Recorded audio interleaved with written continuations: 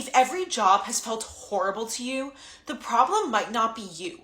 The problem might just be that those jobs weren't a good fit for you and your neurodivergence. So welcome back to Could This Job Be For Me, where you get to ask if this is a career path you might want to explore. Today we're talking about medical billers. What a medical biller does is submit insurance claims to the insurance organizations and then tracks payments and follows up on those payments to ensure that healthcare providers get paid. Now, here's what actual neurodivergent people who are medical billers say it works well for them about the job.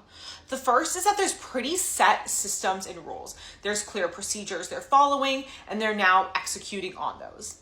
The second is that the environment is relatively quiet. This is because you're not really patient interfacing, like you're not a clinician who's working directly with patients, and you're also not the front desk person who's checking everyone in and all of that.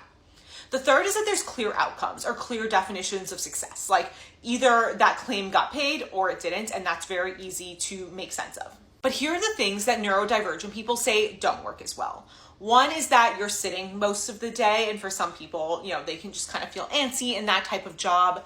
The second, perhaps not a surprise, is frustration with insurance companies. I'm sure even as patients, a lot of us have experiences dealing with insurance companies, and they are very frustrating. And so that being a good kind of a big portion of the job can be tough. And the third is outdated systems, both from the insurance company side, but also even from the medical practice or wherever you're at. Both of those systems a lot of times are kind of out of date, and that can be kind of frustrating. Now on to the practical stuff. To become a medical biller, you can either do a certification or get on-the-job training. For a certification, most of those take about 3 to 6 months. Some of these are offered online, or you might be able to see if your local community college offers that certification.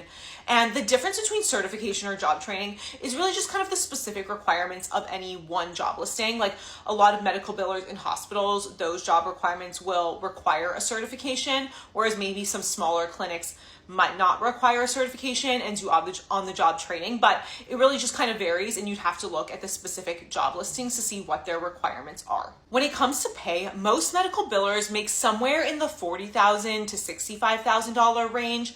Where you fall in that range is going to depend on a few things. One of those is geography, like if you're in a high cost of living area, and the other is the setting in which you're doing this. Like I mentioned, hospitals often require certifications, and hospitals often pay higher than small clinics. If you're a medical biller, please drop your honest takes in the comments so everyone can learn from them.